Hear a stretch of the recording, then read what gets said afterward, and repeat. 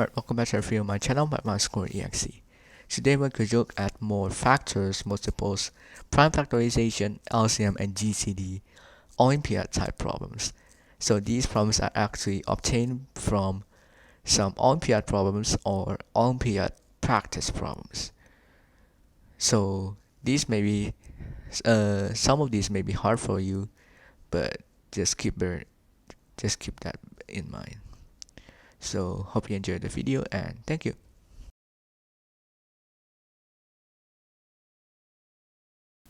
Alright, so here's question 1, which is from the AIME 1998 question 1.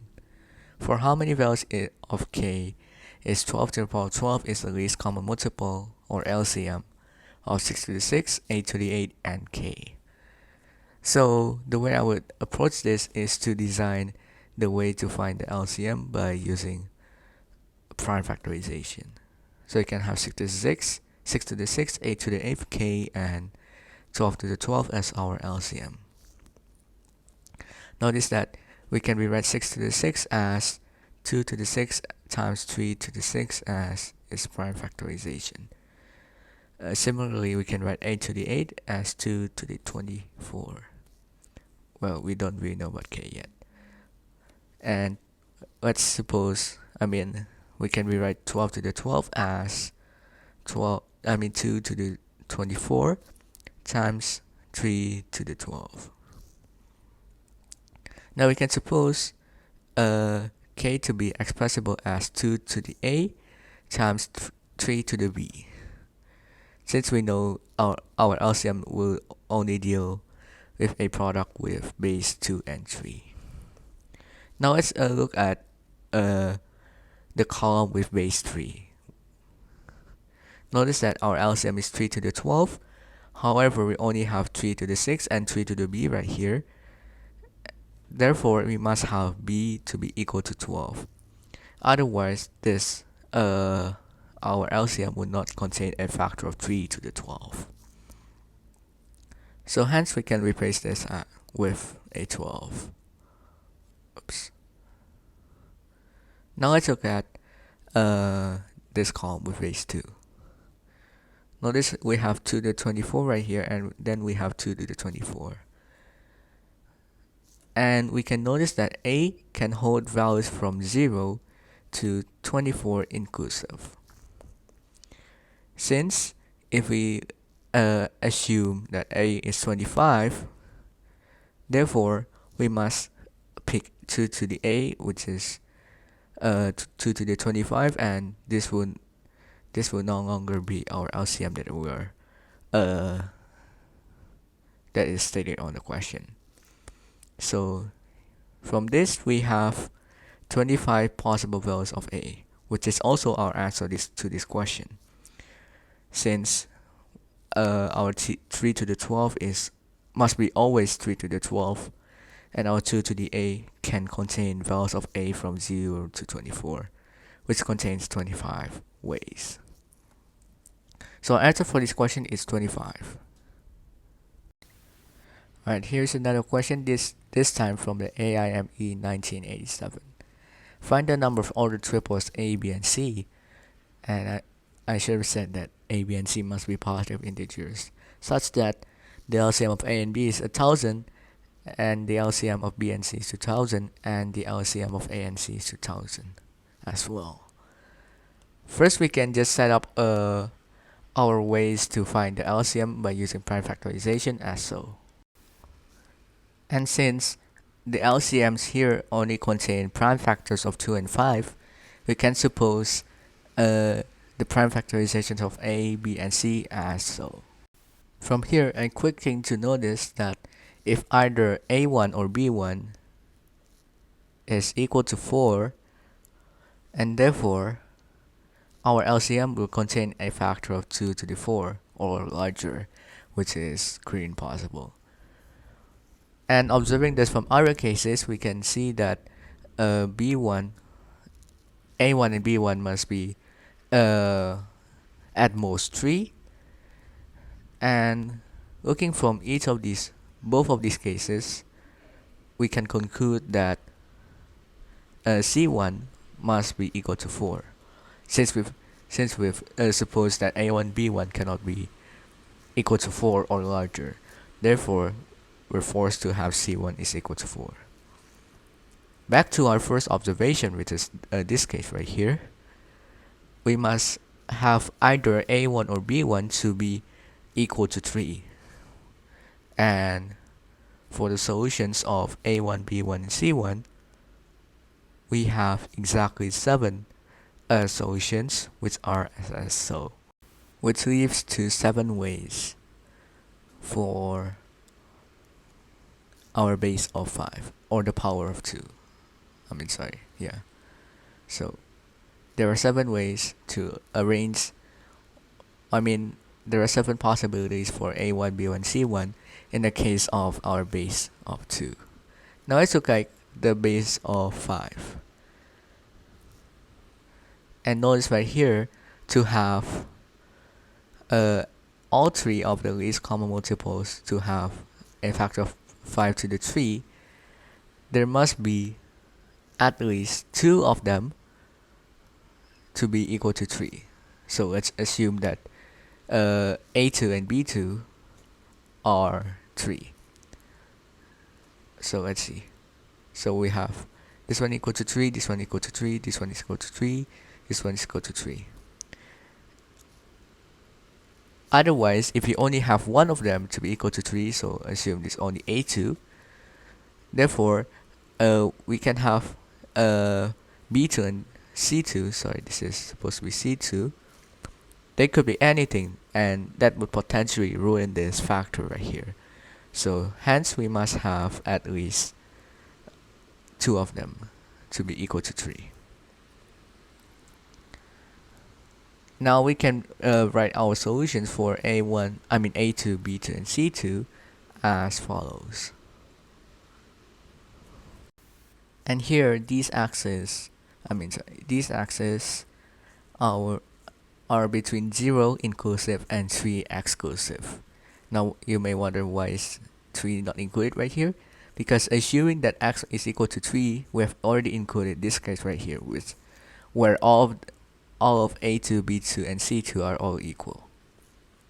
So the number of possible values of x are 3 ways. So there are 3 ways for x. Hence, the number of ways that this thing could happen is 1 right here, which is this thing, where all of them is equal to 3, plus all of these guys where where exactly 2 of them are equal to 3, which will be 3, that's a number of ways right here, times 3, which is the number of possible values of x. So therefore we're left with 10 ways.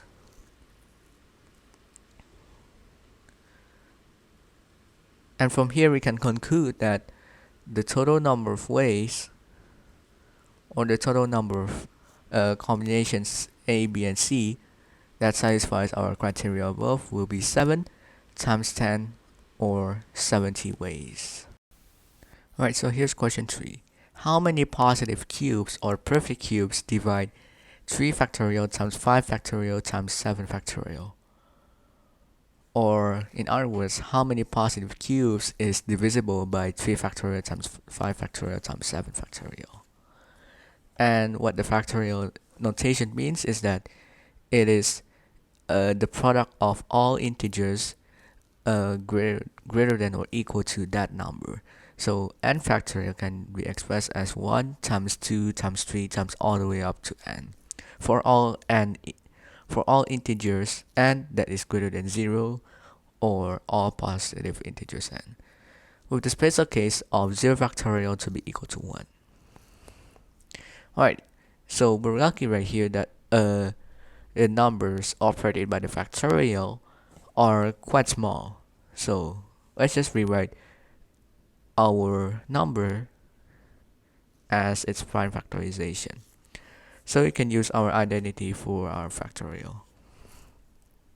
So it'll be 1 times 2 times 3 times 1 times 2 times 3 times 4 times 5 times 1 times 2 times 3 times 4 times 5 times 6 times 7.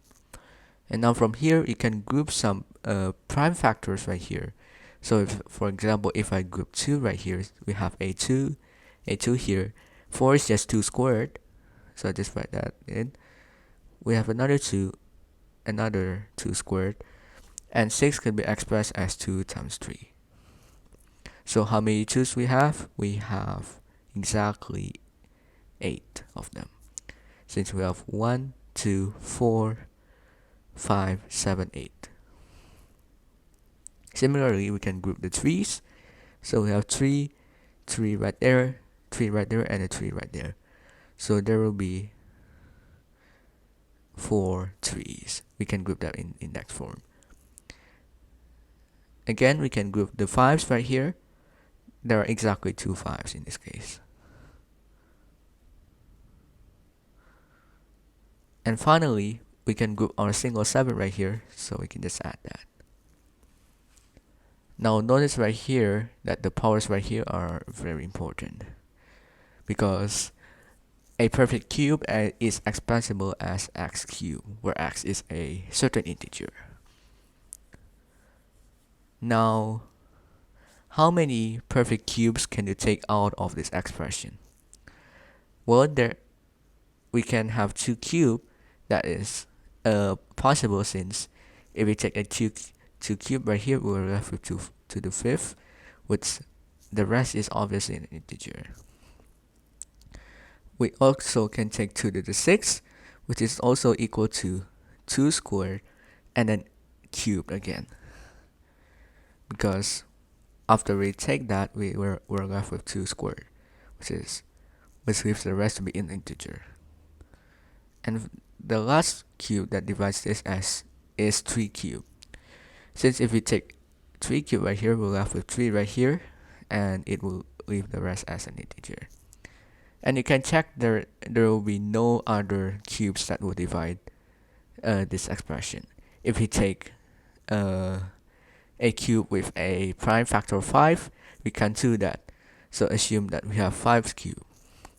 If we try to take 5 cubed out of this, we're left with 5 to the negative 1, and 5 to the negative 1 is rational, and it will make this whole expression not an integer.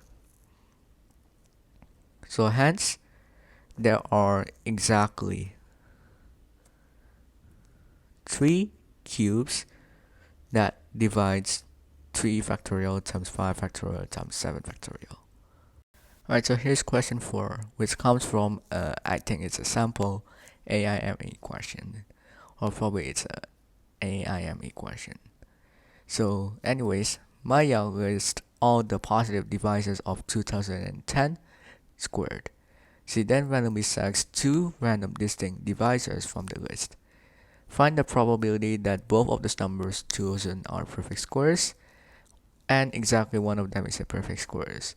Although this is a bit modified, because in the original question it only says exactly one of them is a perfect square. Alright, so let's just try out and figure out how the prime factorization of 2010 squared looks like. So notice that we can draw a factor tree from here. So we can choose 2, it will leave us 2005. We can choose 5, it will leave us with 201. Leave with 3, and we're left with 67. And notice that 67 is a prime. So therefore, 2010 squared is equal to 2 times, I'll just write it like this, 2 times 3 times 5 times 67 squared, or you can just distribute the square into each of these bases.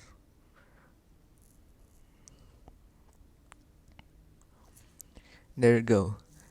And first of all, I would like to do is I would want to find out how many possible numbers or how many possible divisors are perfect squares.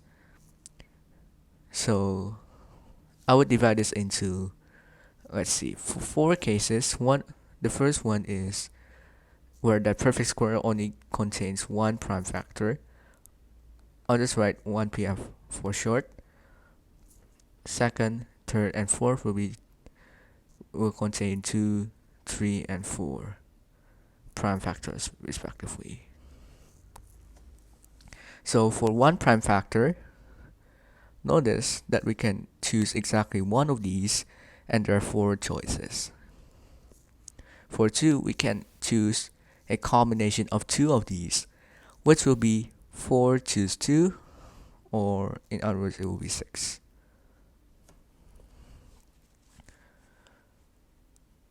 For 3, well, it's just 4 choose 3, which is just 4. And for 4, well, we can just choose all of it. So we're left with one possibility. Therefore, when we sum all these together, we get a total of 15 ways. Now with this, we can compute the probability that one randomly selected positive divisor is a perfect square. So the probability that one randomly selected divisor is a perfect square, or I just write PS for short, will be 15 over 81. Now why 81? Well, because the number of divisors from this number will be 2 plus 1 times 2 plus 1 times 2 plus 1 times 2 plus 1 4 times, or 2 plus 1 to the 4th, which will be 81. You can check the formula on my latest video. So that's how you get that. Now for the real probability from the question, we can actually construct a probability tree. So we can have these branches right here. We can denote this to be a perfect square. So a perfect square, and not perfect square for NPS. Notice that this branch is for the first divisor to be selected, and these other branches will be for the second one to be selected. So we can fill up this probability, which would be 15 over 81, as found on this one. For the one that is not a perfect square, we can just do 1 minus this probability, which will be 66 over 81.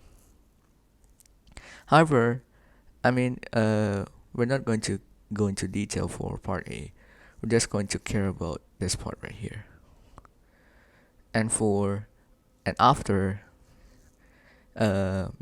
Maya selected a perfect square, the probability that she selects another perfect square will be 15 over 81 times 15 minus 1, which will be 14 over 80. Because she already took one of these perfect squares, but since the question says they all must be distinct, therefore she only has 14 left to select. Which also explains why this also is 80.